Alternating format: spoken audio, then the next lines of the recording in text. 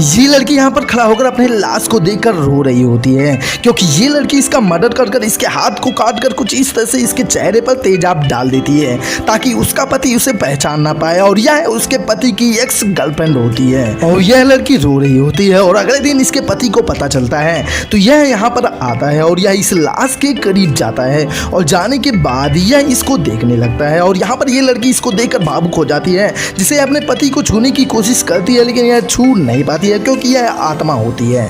और फिर इसका पति यह यहाँ देखता है और इस लाश को देखता है तो यह इसको पहचान नहीं पाता है, क्योंकि चेहरे पर तेजाब पड़ने की वजह से यह पहचान नहीं पाता है। और यह लड़की इस चीख कर चिल्ला कर कहती है कि मैं ही हूँ, लेकिन इन लोगों को उसकी आवाज़ सुनाई नहीं देती है। फिर वह आदमी इसको इनकार कर देता है कि ये मेरी पत्नी नहीं है। और फिर उसके बाद यह इसको बताती है तो वह कहती है कि कल रात को ही न्यू ईयर के पार्टी होने के बाद यहाँ पर कुछ ऐसा हुआ था। तब इसे याद आता है कि मेरी पत्नी ने मुझसे मदद मांगा था कि मैं बहुत परेशानी में हूँ, कोई मुझे मारना चाहता है, लेकिन मैंने ध्यान नहीं दिया। और यह सेम वही दिन होता है जिस दिन यह इससे बात कर रही होती है। फिर कातिल लड़की इसके हाथ को कुचल देती है क्योंकि उसमें मोबाइल होता है और इसको कुचल कर इसको मारने जाती है। और यह बहुत भागने की कोशिश करती है, लेकिन वह बहुत ही खतरनाक होती है और यह चाकू को निकाल कर यह इसको मर्डर कर देती है। और मर्डर करने के बाद यह यहाँ पर जब मर जाती है तो वह देखता है, वह उसका पति कहता है कि यह मेरी पत्नी नहीं है। फिर अगले दिन जब इसका रिपोर्ट आया जाता है तो कुछ अंदाजा होता है